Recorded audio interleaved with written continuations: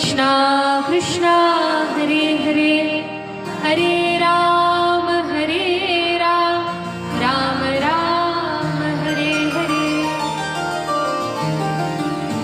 सुखदेव गोस्वामी का प्राकट्य तो हुआ और वे सीधे वन की ओर निकल गए तो उनके पिताजी जो व्यासदेव हैं पीछे से चिल्लाते हैं, अरे पुत्र रुको रुको। तो इस प्रकार से सूत गोस्वामी प्रार्थना करते हैं, यम प्रव्रजन्तमनुपेतमपेत कृत्यम, जिनके वन जाने से, जन्म लेते ही वन के लिए निकल पड़ने से, द्वैपायनो विरह कातर आजुहाव। द्वैपायन अर्थात व्यास जी, व्यास देव का नाम वास्तव में कृष्ण द्वैपायन व्यास है। क्या नाम है? कृष्ण द्वैपायन नाम है, लेकिन क्योंकि उन्होंने वेदों का विस्तार किया इसलिए उन्हें व्यास कहकर पुकारते हैं, वेद व्यास। तो द्वैपायनो विरह कातर आजुहाव, उन द्वैपायन ने विरह से व्याकुल होकर कातर ध्वनि से पुकारा, अरे पुत्र कहाँ जा रहे हो। और तब पुत्रेति तन्मयतया तरवोभिनेदुस्, कि पुत्र ऐसा व्यास जी के पुकारने पर वन में जो वृक्ष है, अब होता है ना कि एकांत स्थान में हम कभी चिल्लाते हैं तो हमारी आवाज लौट कर आती है, इको होता है। तो वैसे ही जब व्यासदेव ने पुकारा तो पुत्र की ध्वनि वन में से घूम कर आ रही थी। पुत्रेति तन्मयतया तरवोभिनेदुस् तम सर्वभूत हृदयं मुनिमानतोस्मि। और भागवत में वर्णन है उन सर्वभूत हृदय। अब ये बड़ा रहस्यमय शब्द है, कहते हैं सर्वभूत हृदयं मुनिमानतोस्मि। अच्छा, सर्वभूत हृदय का अर्थ क्या है? सर्व अर्थात सारे, भूत अर्थात प्रेत, भूत जो रात में दिखते हैं वो भूत नहीं, भूत अर्थात जितने आत्माएं हैं, जितनी जीवात्मा है। सर्वभूत हृदय, तो सब लोगों के हृदय में जो वास करने वाले हैं उन सुखदेव जी को मैं प्रणाम करता हूँ। अब एक बात बताइए कि हमारे हृदय में कौन निवास करता है? जीवात्मा के साथ, जीवात्मा के साथ भगवान या परमात्मा निवास करते हैं। अब सूत गोस्वामी ने तो ये प्रार्थना कर दी कि तम सर्वभूत हृदय मुनिमानतोस्मि, जो सारे जीवों के, प्राणियों के हृदय में निवास करते हैं उन सुखदेव जी को मैं प्रणाम करता हूँ। इसका अर्थ क्या हुआ? इसका अर्थ ये है, केवल इस बात से नहीं, और भी कई पुराणों में इसका प्रमाण मिलता है, लेकिन इस रहस्यमय शब्द का अर्थ ये है कि सुखदेव गोस्वामी केवल कोई साधारण गुरु के रूप में या साधारण ब्राह्मण पुत्र के रूप में नहीं आए, ये साक्षात भगवान श्री कृष्ण ही हैं, साक्षात श्याम सुंदर हैं, जो कि इस प्रकार से लीला करके और आते हैं सुखदेव जी के रूप में, क्योंकि उनके जिस स्वरूप का वर्णन है, 16-17 वर्ष के सुंदर बालक हैं। और ऐसे रहस्यमय ढंग से भागवत में कहा, भागवत में वर्णन है, ऐसा लग रहा है कि जैसे भगवान श्री कृष्ण राधा रानी के साथ न हो और अपने सारे आभूषण निकाल दे और साधु के जैसी राख लपेट के और खड़े हो जाएं, तो जैसे भगवान कृष्ण लगते हैं ऐसे सुखदेव जी लग रहे हैं। इसका अर्थ यही है कि ये और कोई नहीं, साक्षात भगवान कृष्ण ही हैं, जो सुखदेव जी के रूप में संसार के कल्याण के लिए आए हैं, जिन्होंने अब कोई वस्त्राभूषण, कुंडल, कंकण धारण नहीं किए, लेकिन अब साधु का वेश बना कर आ गए हैं। जब कन्हैया से टेढ़े खड़े हो जाते हैं त्रिभंग ललित होकर तो वे श्याम सुंदर कहलाते हैं, और जब ऐसे सीधे खड़े हो गए शांत बनके साधु के रूप में तो वही सुखदेव जी हैं। और परीक्षित के कल्याण के लिए आए हैं, परीक्षित पर कृपा करने आए हैं। सुखदेव गोस्वामी आए और परीक्षित चरणों में गिर गए। अब और कथा सुनाई कि जो सुखदेव जी जब घर से भाग गए निकल के, जब घर से चले गए तो व्यासदेव ने खूब पुकारा, खूब समझाया, लेकिन घर नहीं आए क्योंकि माया में इन्हें पढ़ना नहीं था। तब व्यासदेव ने भी योजना बनाई, अब व्यासदेव तो पुत्र चाहते ही इसलिए थे कि उन्होंने जो इतने सारे ग्रंथ लिख दिए हैं उनका प्रचार प्रसार कौन करेगा। उन्होंने सोचा ये इतने सारे शिष्य हैं, ठीक से पढ़ते लिखते नहीं है, घर की खेती किसानी करनी होती है, थोड़े दिन गुरुकुल में रहकर घर चले जाते हैं। अब मेरा ही कोई पुत्र होगा तो मैं उसको ठीक से सब कुछ सारे पुराण वेद पढ़ाकर और फिर भेजूंगा प्रचार करने के लिए, सनातन धर्म के प्रचार के लिए। इसलिए उन्हें पुत्र चाहिए था। लेकिन पुत्र हुआ तो सही, पर ऐसा कि जो पहले ही विरक्त निकल गया, कुछ पढ़ा लिखा नहीं और घर से निकल गया। तब व्यासदेव ने अपने 2-4 शिष्यों को कुछ श्लोक पढ़ाए, भागवत के कुछ श्लोक याद कराए और कहा कि तुम लकड़ी चुनने जब वन में जाओ और मेरा बेटा शुकदेव मिले तब उन श्लोकों का गा गा के खूब मधुर स्वर में उच्चारण करना। कहा ठीक है गुरुजी। अब ये शिष्यों को अर्थ वर्थ कुछ पता नहीं था, रट गए 2-4 श्लोक। एक ये श्लोक रट लिया, वरहा पीडम नटवर वपुः कर्णयोः कर्णिकारं विभ्रत वासः कनक कपुषं वैजयन्तीं च मालां रंध्रान् वेणोरधर सुधया पूरयन् गोपवृन्दैर् वृंदारण्यं स्वपदरमणं प्राविशत् गीत कीर्ति। जिसमें भगवान के बड़े सुंदर मनोहर राधा श्याम सुंदर रूप का वर्णन है। ऐसे सुंदर वर्णन करके और श्लोक बनाकर भेज दिया। शिष्यों ने याद कर लिया और सुनाने लगे कि भगवान का स्वरूप कितना सुंदर है।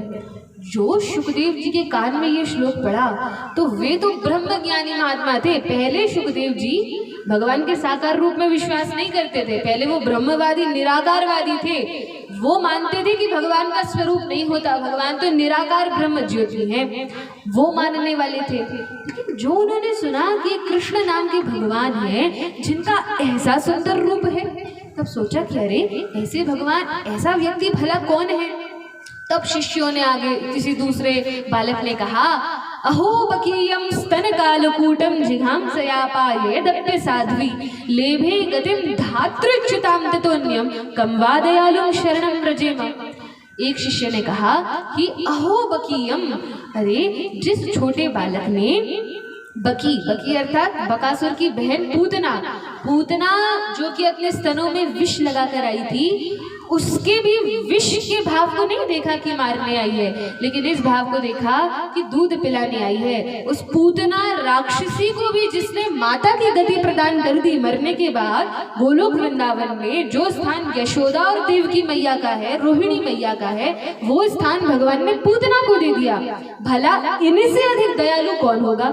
मानिए आपको कोई घर में बंदूक लेकर मारने आ जाए और आप उस पर बड़ा प्रेम दिखाए कि अरे आया तो मेरे घर है, इसको थोड़ा चाय पानी पिलाऊं फिर बोलूंगा फिर मारना तू हमें। ऐसा कभी हम कर सकते हैं क्या। इतने दयालु तो हम नहीं हो सकते।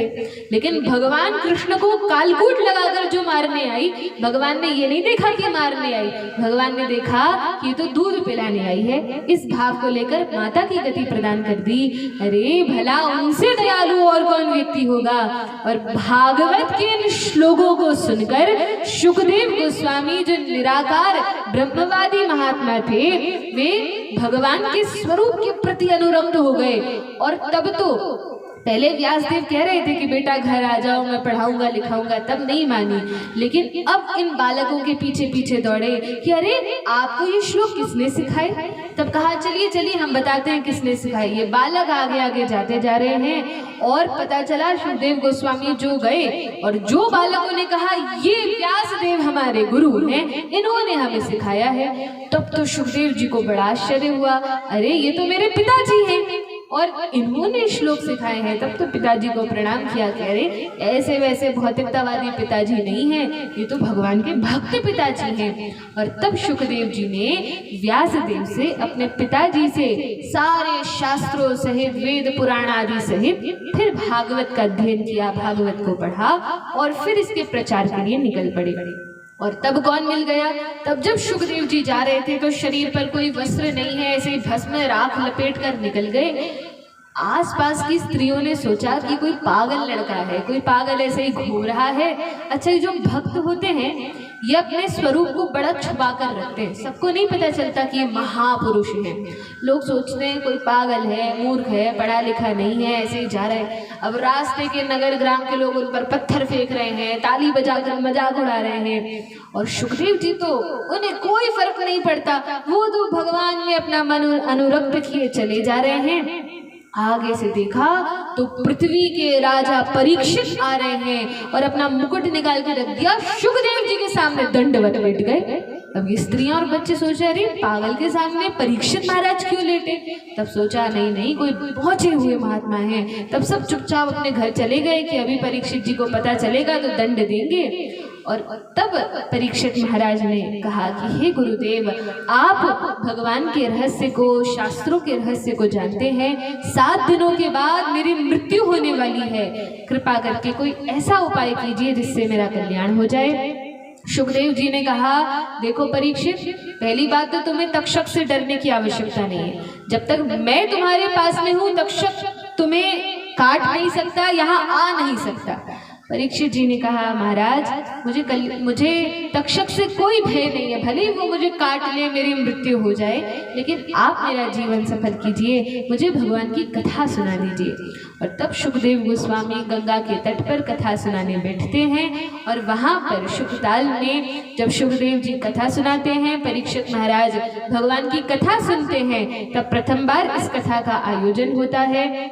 और फिर यहाँ से कथा सुनकर सूत जी जाते हैं। उस कथा में कई लोग थे, कई ऋषि महर्षि थे, वहाँ पर सूत जी भी थे, और फिर सूत जी इस कथा को आगे बढ़ाते हैं। और इस प्रकार से ये कथा की जो परंपरा है एक एक करके आगे बढ़ती आ रही है, और आज तक ये कथा की परंपरा चल रही है। तो इस प्रकार से परीक्षित महाराज को सुखदेव जी ने कथा सुनाई। आगे परीक्षित महाराज ने कई प्रश्न किए हैं, बड़े सुंदर प्रश्न हैं। परीक्षित महाराज पूछते हैं कि गुरुदेव एक बात बताइए कि ये जो सृष्टि होती है, भगवान सृष्टि करता है, सृष्टि करते हैं, किस प्रकार से ये सृष्टि की गई। अब एक बड़ी सुंदर बात है, भगवान की मुख्य रूप से 2 प्रकार की लीला होती है। किसी को पता है कौन कौन सी लीला? 2 प्रकार की लीलाएं हैं भगवान की। एक तो है रासलीला, जिसको सब जानते हैं, ये दूसरी है, और एक पहली है सृष्टि लीला। अब ये जो सृष्टि लीला है और जो रासलीला है, भक्तों को तो ये दोनों ही बड़ी अच्छी लगती हैं, लेकिन जो अभक्त और मूर्ख लोग होते हैं, जो संसारी लोग होते हैं, वो कहते हैं नहीं नहीं, सृष्टि वृष्टि लीला छोड़ो, हमें तो रासलीला सुनाओ, वो सुनेंगे हम, रासलीला में बड़ा आनंद आता है। लेकिन ये मूर्ख लोग होते हैं। क्यों? क्योंकि सृष्टि लीला को सुने बिना, या जो भागवत के 9 स्कंध हैं, इनको ठीक से सुने समझे बिना यदि कोई सीधे 10वें स्कंद को गोपियों के साथ भगवान के रास को सुनने लगे, तो उसको कुछ समझ में नहीं आने वाला। तो वो समझेगा भगवान को, राधा रानी को सामान्य स्त्री पुरुष की भांति। वो नहीं समझ पाएगा कि ये परम पुरुषोत्तम भगवान है, ये लीला पुरुषोत्तम भगवान है, वो ये तो समझेगा नहीं। फिर उल्टी सीधी बातें लोग करते हैं कि अरे जब भगवान रास कर सकते हैं तो हम क्यों नहीं कर सकते। अरे भैया, भगवान ने और भी बहुत कुछ किया है। भगवान ने ये सृष्टि की रचना की है, ब्रह्मांड बनाया है, इतने असुरों को मारा है, गोवर्धन उठाया है, तब भगवान ने रास किया है। अब तुम गोवर्धन तो छोड़ो, कोई एक 10 किलो का पत्थर ही उठाकर एक उंगली पर बता दो, तब तुम भी रास कर लेना। लेकिन वो तो हम कर नहीं सकते, रास की बात लोग करते हैं। तो भगवान की जो सृष्टि लीला है ये 3य स्कंध से प्रारंभ होती है। पहले स्कंध में तो हमने कुंती महारानी के चरित्र को, भीष्म पितामह के चरित्र को श्रवण किया। उसके बाद अब सृष्टि लीला का वर्णन 2य स्कंध से प्रारंभ होता है, और 3य स्कंध में विदुर मैत्रेय संवाद है। विदुर जी कथा सुनते हैं, मैत्रेय कथा सुनाते हैं, इस प्रकार से भी कथा का वर्णन आता है। परीक्षित महाराज ने जब सृष्टि के विषय में प्रश्न पूछा, तब सुखदेव जी बताते हैं कि देखो, ये जो सृष्टि है, जब भगवान इस सृष्टि को करते हैं तो सबसे पहले भगवान, जब ये कोई संसार नहीं था, कोई ब्रह्मांड नहीं था, 14 भुवन नहीं थे, तब केवल भगवान श्री कृष्ण थे। और अपने धाम गोलोक वृंदावन धाम में भगवान श्री कृष्ण जब सृष्टि लीला करना चाहते हैं, तब श्वास प्रश्वास से जब भगवान सांस छोड़ते हैं, तब कई प्रकार के ब्रह्मांड का सृजन होता है। अब सबसे पहले भगवान क्या करते हैं कि श्रीमती राधा रानी को प्रकट करते हैं, बलराम जी को संकर्षण के रूप में प्रकट करते हैं। तब भगवान से 3 विष्णुओं का प्राकट्य होता है। हम सब ने सुना है कि एक विष्णु होते हैं, एक लक्ष्मी जी होती हैं, एक विष्णु नहीं होते। भागवत में, ब्रह्म संहिता में, कई पुराणों में वर्णन है कि 3, अब हाँ ये बात अलग है कि तत्व एक ही है, लेकिन जैसे भगवान अलग अलग अवतार लेते हैं, उसी प्रकार से भगवान 3 विष्णु के रूप में अपना विस्तार करते हैं। क्षीरोदक्षाय विष्णु, गर्भोदक्षाय विष्णु और कारणोदक्षाय विष्णु, ये 3 विष्णु हैं। अब इन तीनों के अलग अलग कार्य हैं। एक विष्णु का कार्य है कि गर्भोदक्षाय विष्णु के नाभि से एक बड़ा सा कमल निकलता है, और उस कमल पर किनका प्राकट्य होता है? ब्रह्मा जी का। तो उस कमल पर ब्रह्मा जी का प्राकट्य होता है। कारणोदक्षाय विष्णु का कार्य है कि वे सारे जीवों का पालन पोषण करते हैं। संसार में जितने भी जीव हैं, अब देखिए हम सब लोग तो खेती किसानी करते हैं, मेहनत करते हैं, अपना अन्न उगाते हैं और खाते हैं, लेकिन वन में जो हाथी है या जो पशु पक्षी है, चिड़िया है, क्या ये भी कुछ मेहनत मजदूरी करके तब इनका पेट भरता है? नहीं, इनको तो भगवान व्यवस्था करते हैं। और हाथी एक दिन में कितना कितना खाता है, लेकिन भगवान ने उसकी भी व्यवस्था की है। ये चींटियां जो चलती हैं नीचे, उन चींटियों के लिए भी हम व्यवस्था नहीं करते। फिर भी कोई चींटी ऐसी नहीं होती कि जो भूखी रह जाए। इतनी सारी असंख्य चींटियां हैं, छोटे छोटे जीव हैं, इन सब के भी भोजन की व्यवस्था भगवान करते हैं। तभी तो मलुकदास जी ने लिखा है, अजगर करे न चाकरी, पंछी करे न काम, दास मलुक आयो कहे सबके दातारा। वो भगवान को सबकी चिंता है, वो सबका पालन पोषण करते हैं। हम झूठे ही सोचते हैं कि अरे हम नहीं करेंगे तो संसार नहीं चलेगा, हम नहीं करेंगे तो घर नहीं चलेगा, सब चलेगा। जो अभी विश्राम घाट में जिनका अंतिम संस्कार हो गया है, वे लोग भी ऐसा सोचा करते थे, बड़े बड़े राजा, कि अरे हम राज्य नहीं करेंगे, हम नहीं करेंगे तो कुछ होगा नहीं। पर आज भी तो संसार चल रहा है कि नहीं? और ऐसे ही हम नहीं रहेंगे तब भी ये संसार चलता रहेगा, इसको चलाने वाले हम नहीं हैं। प्रकृतेः क्रियमाणानि गुणैः कर्माणि सर्वशः अहंकार विमूढ़ात्मा कर्ताहमिति मन्यते। ये सारा कार्य भगवान की शक्ति प्रकृति से चल रहा है, और हम अहंकार से सोचते हैं कि हमने ऐसा किया, हमारे कारण ये हो रहा है। हम कुछ करने वाले नहीं हैं। तो भगवान कारणोदक्षाई विष्णु के रूप में सभी का पालन पोषण करते हैं, और क्षीरोदक्षाई विष्णु के रूप में जो क्षीर सागर में शयन करते हैं, उनसे जितने भी भगवान के अवतार होते हैं, जो 24 अलग अलग अवतार हैं, जो अवतारों का क्रम है, सतयुग में कौन सा अवतार होना है, त्रेता में, द्वापर में, वो सारे अवतार क्षीरोदक्षाई विष्णु से आते हैं। और उसी 24 अवतारों के क्रम में भगवान कृष्ण का भी अवतार होता है। तो हम ये सोचते हैं कि सारे अवतार विष्णु से आए हैं, कृष्ण भगवान भी विष्णु जी से आए हैं, लेकिन इसके पहले की कहानी हमें नहीं पता होती कि ये जो 3 विष्णु हैं, ये भगवान कृष्ण के विस्तार से प्रकट होते हैं। भगवान कृष्ण का विस्तार संकर्षण, संकर्षण से चतुर्व्यूह, और उस चतुर्व्यूह से फिर 3 विष्णुओं का प्राकट्य होता है। तो इस प्रकार से भागवत में बड़े विस्तार से वर्णन है।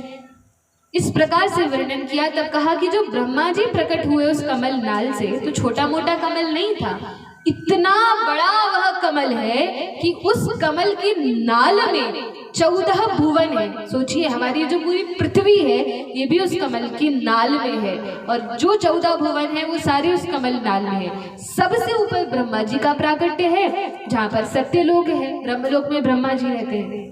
अब हुआ ये कि जब ब्रह्मा जी का प्राकट्य हुआ, तो ब्रह्मा जी ने चारों ओर अपना मुख घुमाया कि अरे मेरी माता कौन है, पिता कौन है, किसने मुझे प्रकट कर दिया, मैं कौन हूँ। उन्हें बड़ा संदेह हुआ, संशय हुआ, कई प्रश्न उठे। तो जब चारों ओर मुख घुमाया तो ब्रह्मा जी के 4 मुख हो गए, चतुर्मुख ब्रह्मा हो गए। और तब नीचे की ओर आए, अपना स्रोत, अपना मूल जानने के लिए कि मैं कहाँ से आया हूँ। बहुत नीचे आए, बहुत नीचे आए, लेकिन भगवान विष्णु तक नहीं पहुँच पाए। फिर वापस ऊपर चले गए। तब ब्रह्मा जी जब बहुत परेशान हो गए, सोचा क्या करूं क्या करूं, तपस्या करने लगे। और कई वर्ष तपस्या करने के बाद उन्हें एक 2 अक्षर सुनाई दिए। जब उन्होंने गोपाल मंत्र का खूब जाप किया। अब आप कहेंगे गोपाल मंत्र किसने बताया? तो जब ब्रह्मा जी परेशान हो रहे थे तब आकाशवाणी हुई कि हे ब्रह्मा, हे चतुर्मुख ब्रह्मा, तुम गोपाल मंत्र का जाप करो, तब तुम्हें समाधान मिलेगा। कई वर्षों तक भगवान के नाम का जाप किया और उसके बाद 2 अक्षर सुनाई दिए, त और प। बहुत तपस्या की, बहुत तपस्या की, तब भगवान प्रकट हो गए। और भगवान ने प्रकट होकर अपना हाथ ब्रह्मा जी के सिर पर रखा। सोचिए ब्रह्मा जी कितने भाग्यवान हैं। भगवान ने अपना हाथ ब्रह्मा जी के सिर पर रखा और उन्हें आशीर्वाद दिया। तब ब्रह्मा जी ने पूछा कि भगवान, मुझे प्रकट करने का क्या प्रयोजन है? तब भगवान ने कहा कि देखो, मेरी इच्छा है कि सृष्टि की जाए और सृष्टि लीला करने के लिए मैंने आपको प्रकट किया है, आपको ये कार्य करना है। ब्रह्मा जी ने कहा ठीक है, लेकिन मुझे तो कुछ आता नहीं है, मुझे कोई ज्ञान है नहीं। भगवान ने कहा उसकी आप चिंता मत कीजिए। और तब भगवान ने ब्रह्मा जी को चतुर्श्लोकी भागवत का उपदेश किया। ब्रह्मा जी को भी पहले भागवत सुनाई, तब ब्रह्मा जी को ज्ञान हुआ और उन्होंने सृष्टि का काम किया। लेकिन क्योंकि वो ब्रह्मा जी हैं तो उन्हें केवल 4 श्लोक में भागवत का ज्ञान भगवान ने दिया। और भागवत के पहले श्लोक में वर्णन आता है, तेने ब्रह्म हृदय आदि कवये मुह्यन्ति यत् सूरयः। भगवान ने ब्रह्मा जी को कैसे ज्ञान दिया? तो कहा कि ABCD लेकर, सिलेट लेकर बैठे नहीं थे पढ़ाने। तब क्या किया? तो ब्रह्मा जी को केवल अपने हृदय से भगवान ने संकल्प कर लिया, विचार, इच्छा कर ली कि ब्रह्मा जी को सारा ज्ञान हो जाए। और ब्रह्मा जी को सारा ज्ञान हो गया। कितनी अच्छी व्यवस्था है ना। कभी ना स्कूल जाना पड़ा, ना कॉलेज जाना पड़ा, पूरा ज्ञान ब्रह्मा जी को हो गया।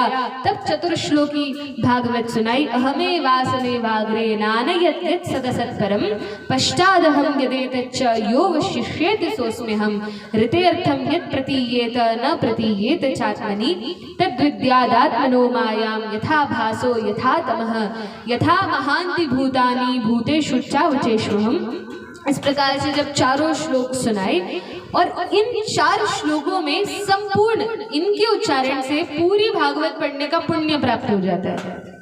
लेकिन केवल पुण्य प्राप्त होता है, भागवत का आनंद नहीं मिलता। तो 4 श्लोकों से इस पुण्य की प्राप्ति हो जाती है। ब्रह्मा जी ने भगवान के उपदेश को धारण किया, ग्रहण किया और तब सृष्टि का काम करने लगे। एक बार नारद जी ने अपने पिता ब्रह्मा जी से पूछा कि पिताजी एक बात बताइए, आपने ये सारी सृष्टि की रचना की है, आपने संपूर्ण सृष्टि को बनाया है। तब ब्रह्मा जी ने कहा कि नारद, इस भूल में मत रहना कि मैंने सृष्टि को बनाया है। ये सृष्टि मेरे हाथ में रखी अवश्य है, ऐसे जैसे कोई आंवला रखा हुआ हो किसी बालक के हृदय में, किसी बालक के हाथ में। लेकिन इस सारी सृष्टि की रचना करने वाले भगवान गोविंद हैं, भगवान श्री कृष्ण हैं और उन्हीं ने इस सृष्टि की रचना की है। और इस प्रकार से कहकर ब्रह्मा जी नारद जी को बताने लगे कि देखो, वास्तव में यह जो भागवत है, कोई भी पुराण होता है तो पुराण के 10 विषय होते हैं, उपनिषद होते हैं, उपनिषदों के 5 विषय होते हैं, जिन बिंदुओं पर, जिन विषय पर वह पुराण या ग्रंथ लिखा जाता है। इसी प्रकार से भागवत के भी 10 विषय हैं, क्योंकि भागवत क्या है? वेद है, पुराण है कि उपनिषद है? पुराण है। कहते हैं ना, भागवत महापुराण की जय। तो भागवत क्या है? पुराण है। और इसके कितने विषय हैं? 10 विषय हैं। अब वो 10 विषय कौन कौन से हैं? तो पहले तो संक्षेप में बता दिया, सर्ग विसर्ग स्थान पोषण ऊती मनवंतर ईशानु कथा निरोध मुक्ति और आश्रय, ये 10 विषय भागवत के हैं। और फिर थोड़ा थोड़ा समझाया कि ये क्या है। अब इन्हीं विषय पर, इन्हीं विषयों के ऊपर, इन्हीं बिंदुओं के ऊपर संपूर्ण भागवत के 12 स्कंध लिखे गए हैं। तो क्या विषय है? अब बड़े रोचक हैं, ध्यान से सुनने योग्य हैं। पहला विषय है सर्ग। क्या विषय है? सभी जोर से बोलेंगे, क्या विषय है? सर्ग। पहला विषय है सर्ग। सर्ग का अर्थ क्या होता है? तो कहा सृष्टि करना। क्या होता है? तो भागवत का पहला विषय है सर्ग, और सर्ग का अर्थ होता है सृष्टि करना। सृष्टि करना अर्थात इस जगत को बनाना। अच्छा, भागवत का दूसरा विषय है विसर्ग। क्या विषय है? विसर्ग। और विसर्ग का भी अर्थ होता है सृष्टि करना। क्या अर्थ होता है? अब आप सोचेंगे तो फिर सर्ग और विसर्ग में क्या भेद है? ये दो विषय अलग अलग क्यों हैं? तो जो सर्ग है, सर्ग और विसर्ग में ये भेद है, ये अंतर है कि सर्ग वो सृष्टि है जो भगवान विष्णु करते हैं। कौन सी सृष्टि है? जो भगवान विष्णु करते हैं। और विसर्ग वह सृष्टि है जो ब्रह्मा जी करते हैं। अब ये कैसे हो सकता है? दो व्यक्ति एक सृष्टि कैसे कर सकते हैं? तो देखिए, मान लीजिए कि आपके घर में कोई बहुत बड़ा उत्सव है, कोई आयोजन है, कोई शादी विवाह या कथा है, और आपने क्या किया? आपने सब मेहमानों को, रिश्तेदारों को आमंत्रित कर लिया कि सबको आना है और हमारे घर भोजन रहेगा। ठीक है, सब लोग आ गए। अब आप इतने सारे लोगों का भोजन अकेले तो बना नहीं सकते, तो क्या किया कि किसी हलवाई को रख लिया या किसी माता को रख लिया कि आपको सारा भोजन बनाना है, सामग्री सारी हम प्रदान करेंगे। तो लोग क्या कहेंगे कि फलाना फलाना अमुक व्यक्ति ने भोजन करवाया है कि बाई ने भोजन करवाया है।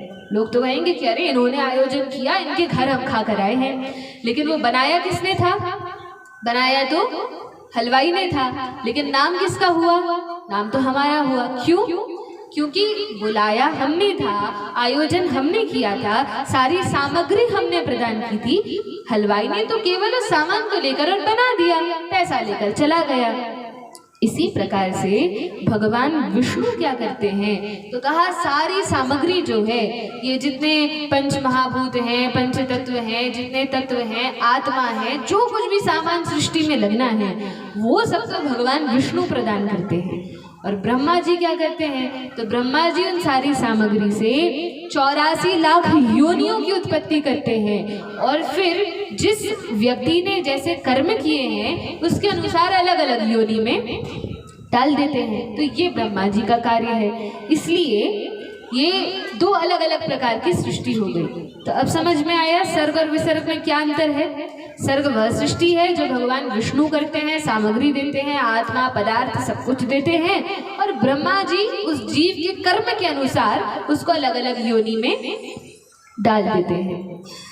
अब बात ऐसी है कि 3 ऐसे विषय हैं भागवत में जो बड़े रहस्यमय हैं, और जो बिना महाप्रभु की कृपा के, चैतन्य महाप्रभु की कृपा के समझना तो दूर की बात, सुनने का भी अवसर मिलता नहीं है।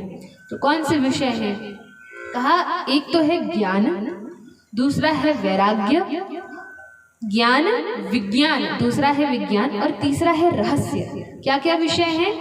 ज्ञान, विज्ञान और रहस्य। ज्ञान का अर्थ क्या है? तो ज्ञान का अर्थ है कि वो जो भगवान है, जिन्होंने हमें बनाया है, जिनसे यह सारी सृष्टि बनी है, जिनके पास हमें अंततः जाना है, उन भगवान से संबंध स्थापित करना, यह है ज्ञान। भगवान कृष्ण से संबंध बनाना ज्ञान है। दूसरा विषय क्या है? भी बताया था ना, विज्ञान। तो दूसरा विषय है विज्ञान। विज्ञान का अर्थ क्या है? तो कहा कि जब संबंध बना लिया उसके बाद उन भगवान की सेवा करना, ये है विज्ञान। और तीसरा है रहस्य। क्या है ये रहस्य? क्या है? तो कहा कि भगवान से हमने संबंध स्थापित कर लिया, उसके बाद भगवान की सेवा करने लगे, और उसके बाद जब सेवा करते हैं तब प्रेम की उत्पत्ति होती है। तो जब भगवान से प्रेम होता है तो ये है रहस्य। समझ आ गया? 3 विषय कौन से हैं? पहले भगवान से संबंध बनाना है, फिर भगवान की सेवा करना है, और फिर भगवान से प्रेम होगा। अब हम कहें कि हमें भगवान से प्रेम हो जाए, इस संसार से विरक्ति हो, तो ये ऐसे नहीं होता। पहले संबंध बनाना पड़ेगा, फिर सेवा करनी पड़ेगी। बिना सेवा के भगवान से प्रेम नहीं होता और फिर प्रेम होता है। लेकिन एक बात बताइए, हमें यदि किसी से संबंध बनाना है तो पहले उसके विषय में जानना तो पड़ेगा कि कौन है, कहाँ रहता है, क्या करता है, तब तो संबंध बनाएंगे। ऐसे कैसे संबंध स्थापित हो? तो वो जो भगवान है जिनसे हमें प्रेम करना है, उन भगवान के विषय में भी तो हमें जानकारी होनी चाहिए। कौन है, करते क्या है, कहाँ रहते हैं, कभी जरूरत पड़ी तो आएंगे कि नहीं आएंगे, ये सब जानकारी होना चाहिए। तब कहा कि ठीक है, जिन भगवान कृष्ण से हमें संबंध बनाना है या जिनकी हम कथा सुन रहे हैं, वो भगवान का नाम क्या है? चलिए अब आप लोगों को बोलना है, उन भगवान का नाम क्या है? भगवान का नाम क्या है? पहले तो ये समझना पड़ेगा कि भगवान शब्द का अर्थ क्या है, क्योंकि आजकल बहुत सारे भगवान हो गए हैं। तो अब ये पता कैसे चले कि असली भगवान कौन से हैं? तो कहा ये जो गली मोहल्ले में घूमते रहते हैं, ये भगवान नहीं होते। जो ढिंढोरा पीटते हैं, जो 2-4 शिष्य आगे बैनर लगा के हमारे भगवान, वो भगवान नहीं। तब भगवान कौन है? तो विष्णु पुराण में उल्लेख आता है। व्यास देव के जो पिताजी हैं पराशर ऋषि, वे लिखते हैं, क्या कहते हैं? तो कहते हैं ऐश्वर्यस्य समग्रस्य वीर्यस्य यशसः श्रियः ज्ञान वैराग्ययोश्चैव षण्णं भग इति गणः। अब देखिए, किसी को भी भगवान कहने से पहले इस श्लोक को ध्यान कर लेना। श्लोक याद ना हो तो इसका अर्थ बताते हैं। ऐश्वर्यस्य, पहला क्या है? ऐश्वर्य। जिस व्यक्ति के पास संपूर्ण ऐश्वर्य हो, ऐसा नहीं इतने बीघा जमीन, उतना सोना, उतना चांदी, नहीं, संपूर्ण ऐश्वर्य जिस व्यक्ति के पास हो वो भगवान है। लेकिन केवल ऐश्वर्य से काम नहीं चलेगा, अभी और भी चीजें। फिर कहा दूसरा, ऐश्वर्यस्य समग्रस्य वीर्यस्य, जो बहुत वीर हो। ऐसा नहीं कि ठीक है इतने किलो का पत्थर फोड़ सकता है या इतना पहलवान है, नहीं नहीं, जो सबसे अधिक वीर हो, जो सबसे अधिक शक्तिशाली हो, वो भगवान है। तो पहला क्या था? जिसके पास संपूर्ण ऐश्वर्य हो। दूसरा, जिसके पास खूब ताकत हो, खूब वीर जो हो। तीसरा, वीर्यस्य यशसः, जिसके पास संपूर्ण यश हो। एक गांव में जिसका नाम चलता है वो नहीं, या पूरे देश में जिसका नाम चलता है वो भी नहीं, या पूरी दुनिया में जिसका नाम चलता है वो भी नहीं, जिसको पूरे ब्रह्मांड में सब जानते हो, जो सबसे अधिक यशस्वी हो, वो भगवान है। पहला ऐश्वर्य, दूसरा वीर्य और तीसरा यश। फिर कहा यशसः श्रियः, जिसके पास संपूर्ण श्री हो। श्री अर्थात धन। अब आप कहेंगे ऐश्वर्य में क्या धन नहीं आया? तो ऐश्वर्य का अर्थ होता है वैभव, अर्थात वैभव और धन में भेद है। धनवान व्यक्ति आवश्यक नहीं कि ऐश्वर्यवान हो। ऐश्वर्य या वैभववान व्यक्ति वो है जो निरोगी भी है, जिसके पास खूब चेला चपाटे भी हैं, जिसके पास खूब सुख सुविधाएं भी हैं और धन भी है। तो वो व्यक्ति कौन हुआ? वो व्यक्ति कौन हुआ? वो ऐश्वर्यवान हुआ। और जिसके पास धन है वो धनी हुआ। तो जिसके पास संपूर्ण ऐश्वर्य भी हो, जिसके पास वीरता भी हो, जिसके पास यश, कीर्ति, नाम, प्रशंसा भी हो, और जिसके पास संपूर्ण धन भी हो, ऐसा व्यक्ति कौन होगा? भगवान होगा। पर अभी और भी चीज है। यशसः श्रियः ज्ञान वैराग्य योश्चैव, कहा जिसके पास संपूर्ण ज्ञान है। ऐसा नहीं कि जिसने एमए कर लिया हो या पीएचडी कर ली हो, वो तो किसी एक विषय में होगी, लेकिन संपूर्ण सारे विषयों का ज्ञान जिस व्यक्ति के पास हो, जिसको सारे वेद पुराण शास्त्र सब जिससे निकलते हो, संपूर्ण ज्ञान वाला व्यक्ति, वो भगवान है। फिर कहा इतना सब होते हुए भी जो व्यक्ति परम वैराग्यवान हो, जिसके पास संपूर्ण वैराग्य हो, जिसे इन सब से कोई आकर्षण ही ना हो, जिनको त्यागने के लिए तत्पर हो, वो वैराग्यवान व्यक्ति, वो भगवान है। तो भगवान में कितने गुण हैं? ये 6 गुण जिसमें हो, ये 6 गुणों को कहते हैं भग। क्या कहते हैं? भग। संस्कृत में भग कहते हैं। और जिसके पास कोई वस्तु होती है उसको कहते हैं ना वान, जैसे जिसके पास शक्ति है उसको कहते हैं शक्तिमान, जिसके पास धन है उसको धनवान, जिसके पास बल है उसको बलवान। ऐसे ही जिसके पास भग है अर्थात कि 6 गुण है उनको कहेंगे भगवान, तो वो भगवान है। अब बात आई कि ठीक है लेकिन भगवान कौन है ये कैसे पता चलेगा? कोई कहता है ये भगवान है, कोई कहता है ये देवता भगवान है, कैसे निर्णय हो? तब कहा कि देवताओं में सबसे बड़े या प्रमुख कोई विद्वान है तो वो कौन है? 4 मुख वाले ब्रह्मा जी। ब्रह्मा जी तो ब्राह्मण हैं, सारे देवता उनके पास ही जाते हैं। तो ब्रह्मा जी की एक संहिता है ब्रह्म संहिता, जो वेदों का ही एक अंग है। उस ब्रह्म संहिता के पहले ही श्लोक में ब्रह्मा जी कहते हैं ईश्वरः परमः कृष्णः सच्चिदानंद विग्रह। ईश्वरः परमः कृष्णः, सारा झगड़ा ही खत्म कर दिया। कहा परम ईश्वर भगवान श्री कृष्ण है, ईश्वरः परमः कृष्णः। और कैसे है? सच्चिद आनंद विग्रह, जो सच्चिदानंद के विग्रह है।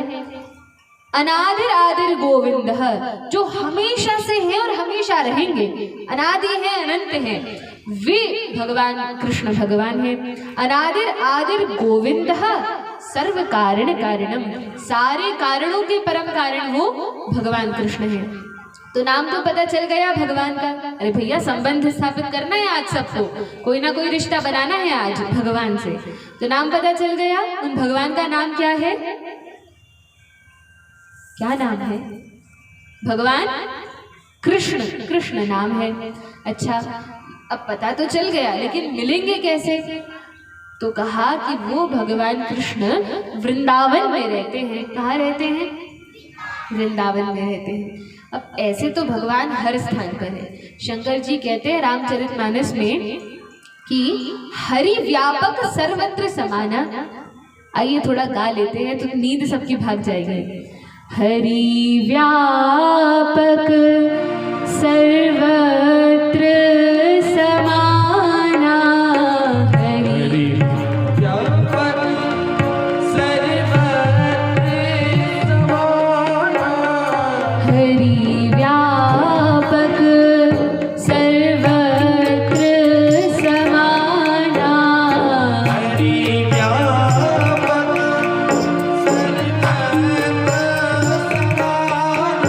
तो हरि तो व्यापक है सर्वत्र, लेकिन प्रकट कैसे होते हैं? हरि व्यापक सर्वत्र समाना, हरि व्यापक सर्वत्र समाना, प्रेम के प्रकट होहि मैं जाना,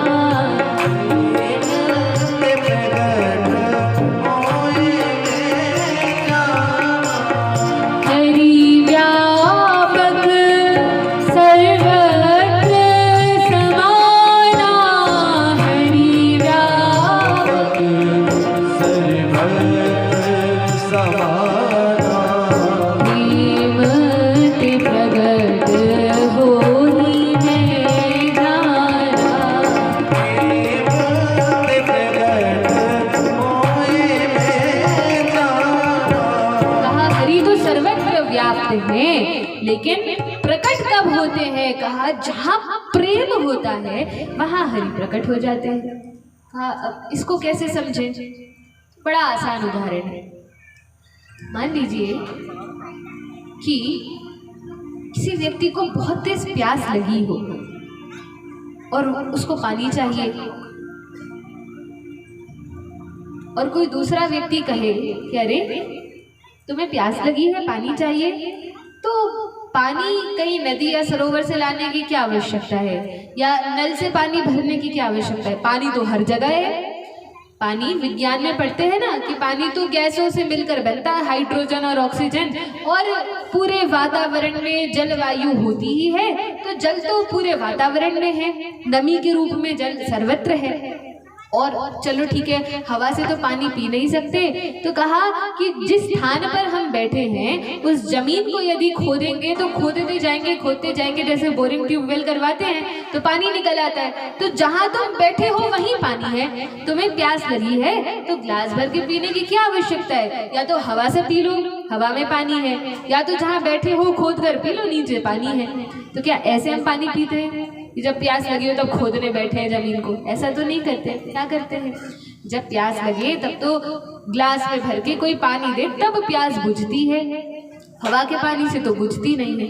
कहा ऐसे ही हरि तो सर्वत्र व्याप्त है, हर स्थान पर है, लेकिन प्रेम से भगवान प्रकट होते हैं। और ताकि प्रेम हमारा उत्पन्न हो सके तब क्या करना पड़ता है, तो कोई मंदिर आदि हम बनाते हैं, भगवान के अर्चा विग्रहों को रखते हैं और तब उनकी जब पूजा करते हैं, उनके सामने बैठकर जप करते हैं, कीर्तन करते हैं, तब भगवान प्रकट होते हैं। जो लोग कहते हैं ना कि मंदिर बनवाने की क्या आवश्यकता है, बहुत धन है तो हॉस्पिटल खुलवाओ, स्कूल बनवाओ, ये करवाओ, वो करवाओ, गरीबों का कल्याण करो, वो सब बात बहुत अच्छी है, अवश्य करना चाहिए, लेकिन ऐसी बात नहीं है कि मंदिरों की आवश्यकता नहीं है।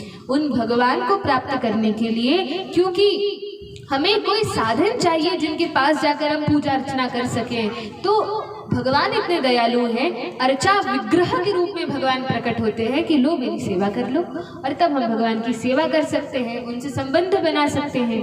तो इस प्रकार से भगवान से प्रेम होता है। अच्छा, भगवान रहते तो हैं वृंदावन में, और नाम भी हमें पता चल गया, क्या नाम है? कृष्ण नाम है। मान लीजिए आप वृंदावन गए, कहाँ गए? कौन कौन वृंदावन गया है? बस इतने ही लोग वृंदावन गए, बाकी लोग नहीं गए। ठीक है, तो हम वृंदावन गए, अब चले जाइएगा। तो अब हम वृंदावन गए और वहां पे हमने ढूंढा किसको? फुल्की वाले को, कुल्फी वाले को। कह रहे वृंदावन जाएंगे, खूब खाकर आएंगे इस बार तो। नहीं, वहां पे किसको ढूंढा? भगवान कृष्ण को ढूंढा। कि अरे कृष्ण कौन है? मान लो वहां पे 3-4 बालक मिल गए जिनका नाम है कृष्ण। अब कैसे पता चलेगा कि हमारे वाले कृष्ण कौन से हैं? तो कहा कि उनका और परिचय देते हैं। उन भगवान कृष्ण के माता का नाम है यशोदा और पिताजी का नाम है, क्या नाम है? नंद बाबा। अच्छा, तो हम गए और कुछ बालक ऐसे भी मिल गए जिनके माता पिता का नाम यशोदा है, फिर क्या करेंगे? तो कहा नहीं, उनके भाई हैं, और उनके भाई का नाम क्या है? बलराम नाम है। दाऊ भैया भी कहते हैं, बलभद्र भी कहते हैं, या राम भी कहते हैं। तो बलराम उनका नाम है। और उनकी जो प्रियतमा है, अंतरंगा शक्ति है, उनका नाम क्या है? उनका नाम क्या है? श्रीमती राधा रानी, वो उनका नाम है। तो इतना सा परिचय तो हमें मिल गया। रहते हैं वृंदावन में, नाम है कृष्ण, माता पिता का नाम है नंद यशोदा, और राधा रानी के साथ रहते हैं। कहीं मिले ना मिले, राधा रानी के साथ तो मिल ही जाएंगे, और बलराम जी उनके भैया हैं। कहा कि ठीक है, लेकिन एक बात बताओ कि उन भगवान से हम संबंध स्थापित करें क्यों? उनसे क्यों रिश्ता बनाए हम? क्या जरूरत है? हमारे हैं माता पिता भी हैं, भाई भी है, पत्नी भी है, बच्चे भी हैं, हमें कोई जरूरत नहीं है भगवान की, क्यों रिश्ता बनाए? तो कहा कि बात ऐसी है कि जब जब हम पर कोई संकट आता है तब कोई रक्षा नहीं करता।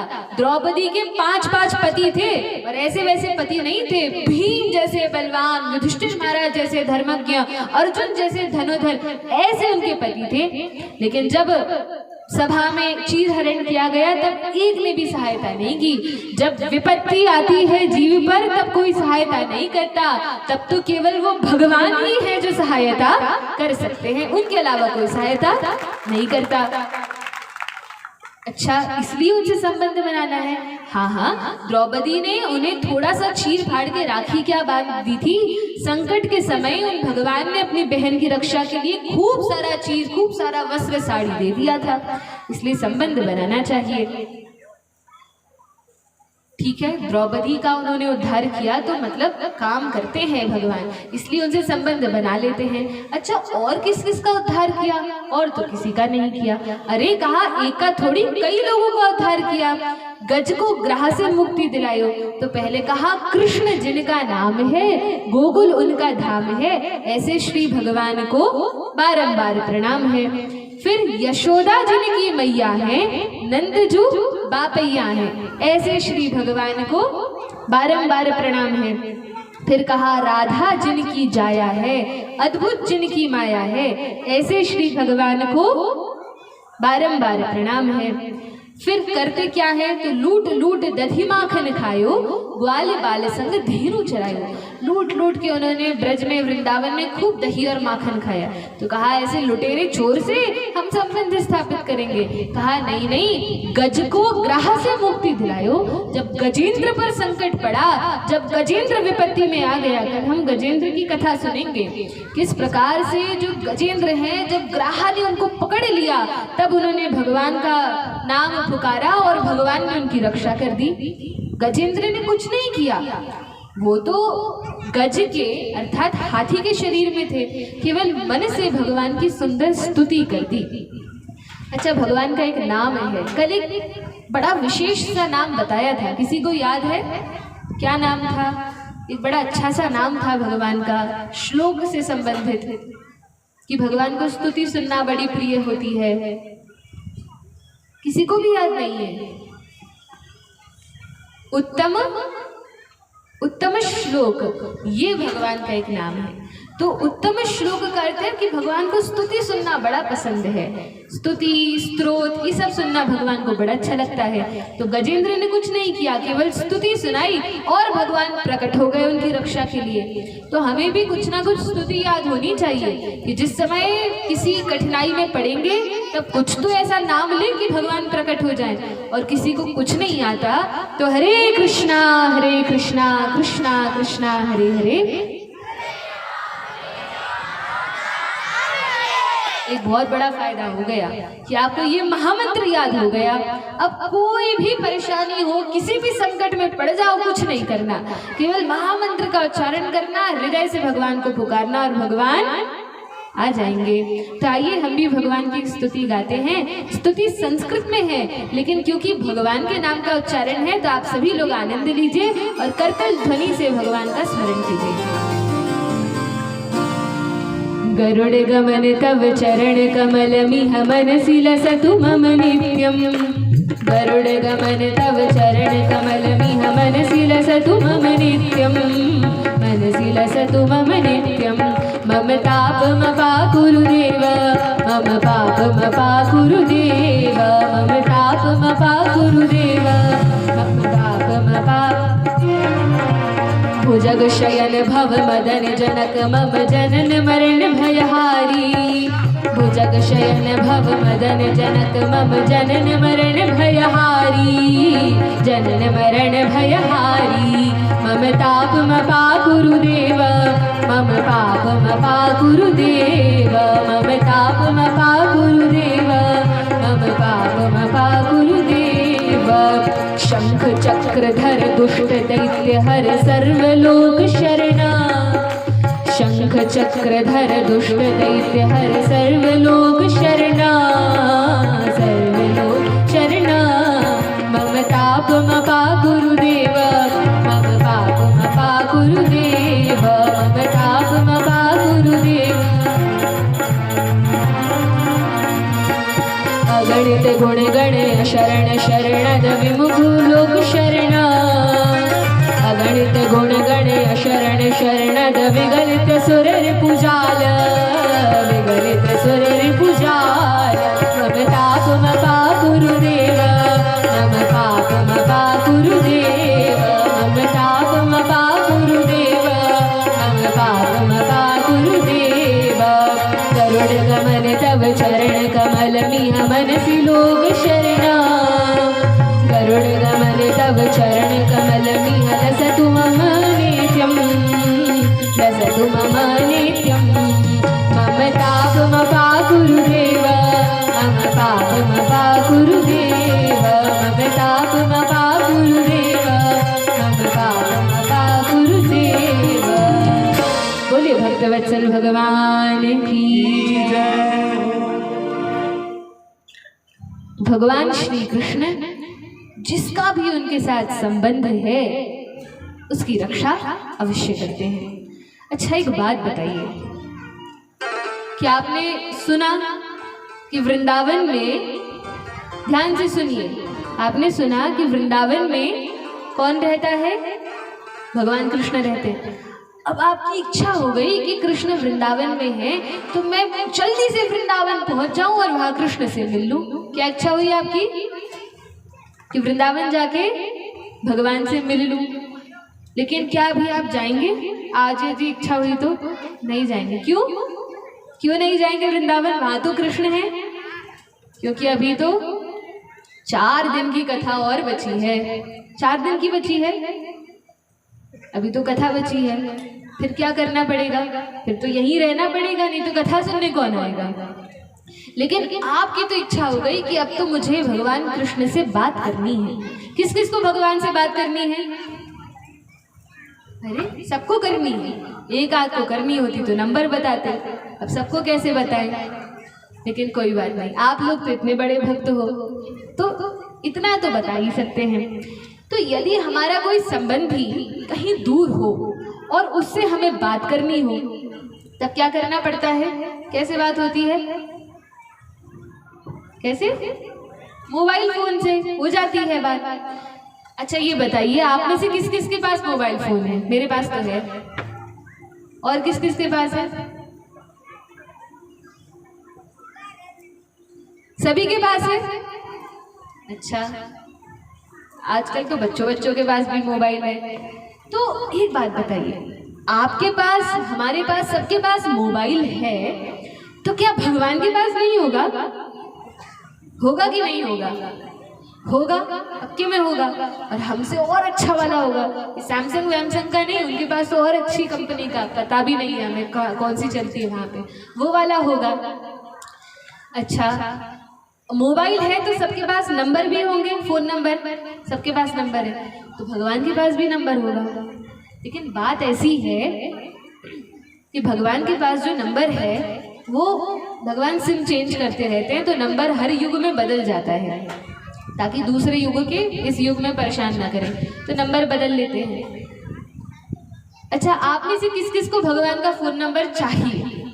यदि चाहिए होगा तो फिर बताएं, नहीं तो फिर आगे की कथा करें। किस किस को चाहिए? सच में चाहिए हो तो बोलना। सभी को चाहिए? किसको नहीं चाहिए भगवान का नंबर? पहले पिछले वाले हाथ नीचे कर लो, सब हाथ नीचे करो। कोई है जिसको भगवान का नंबर नहीं चाहिए? सबको चाहिए। अच्छा, किसी को पता है भगवान का नंबर, फोन नंबर असली वाला? 1-2 लोगों को पता है। भावेश को पता है। क्या नंबर है? ठीक है, राधा नाम है, लेकिन नंबर तो 10 डिजिट का होता है। ये तो भगवान को डायरेक्ट ये तो पहुंचा देता है अंदर गोलोक में। लेकिन फोन पे बात करनी है तब क्या करना पड़ेगा? तो आप हम सबके नंबर 10 डिजिट के होते हैं। 10 डिजिट के होते हैं ना, कि 9 10 की 9 8 10 के होते हैं। लेकिन भगवान का जो नंबर है वो 16 डिजिट का होता है। कितना? 16 डिजिट का। याद रखना, भूलना मत कथा के बाद भी। अच्छा, लेकिन ये कहाँ मिलेगा? तो आप हम सबकी जो भाषा है, ये तो अंग्रेजों के आने के बाद अंग्रेजी आ गई, फिर ये नंबर, रोमन नंबर सिस्टम आ गया, तब 1 2 3 हम सीखते हैं। लेकिन भगवान के यहाँ कौन सी भाषा चलती है? संस्कृत भाषा चलती है, संस्कृत। तो वो जो संस्कृत देववाणी है, देव भाषा है, भगवान का नंबर उसी भाषा में है नंबर 16 डिजिट का। अच्छा, वो कहाँ मिलता है? एक बार नारद जी ने पूछा था। किससे? ब्रह्मा जी से। तो ब्रह्मा जी ने नारद जी को बताया कि कली संतरण उपनिषद है, उसमें ब्रह्मा जी कहते हैं कि देखो बेटा नारद, तुम्हारे कहने पर मैंने सारे वेदों में, शास्त्रों में ढूंढ लिया, लेकिन मुझे एक नंबर मिला, इसके अलावा और कोई नंबर नहीं है। ब्रह्मा जी कहते हैं इति षोडशकम नाम कली कल्मशनाशनम नादः परतरोपायः सर्ववेदेषु दृश्यते इति। ये षोडशकम 16 डिजिट का नंबर मिला है, कली कल्मशनाशनम। और कलयुग के लिए केवल एक यही फोन नंबर वैलिड है और कोई सा नहीं है। नातः परतरूपः, इसके अलावा कोई दूसरा नहीं है। सर्व वेदेषु दृश्यते, सारे वेदों में मैंने देख लिया। तो अब तो ब्रह्मा जी ने पूरी ठोक सील लगा के बताया है कि इसके अलावा कोई दूसरा नंबर नहीं है। अच्छा है कौन सा? तब कहा कि भगवान का नंबर है 16 डिजिट का, हरे कृष्ण कृष्ण कृष्ण हरे हरे, हरे राम। आप कहेंगे ये तो उल्लू बना दिया, लेकिन ये उल्लू नहीं बनाया, वास्तव में असली यही नंबर है भगवान का। और जो इस नंबर से भगवान को कॉल करता है, भगवान उसका कॉल अवश्य उठाते हैं, लेकिन एक शर्त है। शर्त ये है कि हमारे जो नंबर है वो भगवान के पास अभी सेव नहीं है, और जब अननोन नंबर आता है तो भगवान उसको ब्लॉक लिस्ट में डाल देते हैं या ब्लॉक कर देते हैं या उठाते नहीं हैं। तब क्या करना पड़ेगा? पहले थोड़ा रिश्ता बनाना पड़ेगा कि भगवान नंबर सेव कर ले, फिर जब लगाएंगे तो जरूर उठा लेंगे। अब रिश्ता कैसे बनेगा? तो कहा रिश्ता बनेगा गुरु के माध्यम से, कोई बीच में होना चाहिए ना रिश्ते के लिए। तो जब हम गुरु से शरणागति लेते हैं, दीक्षा आदि लेते हैं, या गुरु की बात मानते हैं, उनकी बातों का पालन करते हैं, तब वो भगवान के पास हमारा सोर्स लगाते हैं। तब कहते हैं प्रभु इसका नाम आप थोड़ा सेव कर लीजिए, कभी फोन लगाएगा तो उठा लेना। तब भगवान कहते हैं ठीक है। तो इसके लिए क्या करना पड़ेगा? शास्त्र की और गुरु की शरण लेनी पड़ेगी। जब उनकी बात हम मानेंगे तब भगवान इस नंबर को उठा लेंगे। तो इस प्रकार से वर्णन है, 10 जो विषय हैं भागवत के उनका वर्णन किया गया। आगे कथा है कि तीसरे स्कंध में 33 अध्याय हैं। उन 33 अध्यायों में 2 प्रकार की सृष्टि का वर्णन है। एक सृष्टि तो है दैवी सृष्टि और एक सृष्टि है आसुरी सृष्टि। दैवी सृष्टि में विदुर मैत्रेय संवाद है, और आसुरी सृष्टि में हिरण्याक्ष और हिरण्यकशिपु का वर्णन किया गया है। आगे वर्णन आता है किस प्रकार से हिरण्याक्ष का वध करने के लिए भगवान वराह देव के अवतार के रूप में अवतार ग्रहण करते हैं, प्रकट होते हैं। बोलिए वराह देव भगवान की जय। भगवान ने वराह देव के रूप में अवतार लिया, हिरण्याक्ष का वध कर दिया, अपनी एक गदा के प्रहार से हिरण्याक्ष को तो मार दिया और पृथ्वी देवी की रक्षा की। उसके बाद कथा आती है किस प्रकार से हिरण्यकशिपु का वध भगवान ने किया, वह तो कल वर्णन आएगा। प्रहलाद की रक्षा की, हिरण्याक्ष का वध किया। दूसरी ओर जब इस पृथ्वी पर भगवान को सृष्टि का क्रम आगे बढ़ाना था, तब मनु और शत्रुपा को भेजा गया। मनु और शत्रुपा ये सबसे पहले इस पृथ्वी पर आते हैं, और जब ये पृथ्वी पर आते हैं तो इनके 2 पुत्र हुए। एक पुत्र का नाम था उत्तानपाद, दूसरे पुत्र का नाम था प्रियव्रत, और इनकी 3 पुत्रियां भी थी, देवहूति, आकुति और प्रसूति। पहले से ही ब्रह्मा जी ने अपनी सृष्टि में पुत्रियों की संख्या अधिक रखी है और पुत्रों की संख्या कम रखी है। लेकिन लोग इस कलयुग में इतने दुष्ट हो गए हैं, लोग इतनी दुष्टता और नीचता को प्राप्त हो गए हैं कि जब देखते हैं कि गर्भ में कोई बालिका है या कन्या है तो क्या करते हैं? हत्या करवा देते हैं। तो ये जो भ्रूण हत्या है, संसार में 2 ऐसे पाप हैं जो सबसे भयानक और सबसे अहितकारी है। वो कौन कौन से हैं? एक तो है भ्रूण हत्या का पाप, और दूसरा है गौ हत्या। भ्रूण हत्या और गौ हत्या के पाप के कारण आज सारा विश्व अशांति में है। ये जो युद्ध चल रहे हैं बाहर के देशों में, या आंतरिक जो परेशानियां हैं, जो कुछ भी कारण है जिससे सारा विश्व संतप्त है, वो इन 2 पापों के कारण है। कौन कौन से पाप? कौन कौन से पाप? भ्रूण हत्या और गौ हत्या। तो जिनके पास शक्ति है, सामर्थ्य है, या हम आप जैसे लोगों से जो भी बन पड़ता है, तो सबसे पहले तो ये जो गौ हत्या चल रही है हमारे देश में, इस गौ हत्या को बंद करने के लिए हमें प्रयास करना चाहिए। जो भी गौशालाएं हम आपके नगर के आसपास हैं उनमें दान देना चाहिए, गौ माता की सेवा करना चाहिए। दान नहीं दे सकते तो मत दीजिए, लेकिन जो गौ है उनकी सेवा तो हम जाकर कर सकते हैं, उन्हें चारा खिला सकते हैं, उनकी देखभाल कर सकते हैं। ये गोपालन का कार्य अवश्य करना चाहिए। कहीं सड़कों पर हम देखें कि कोई गौ माता बीमार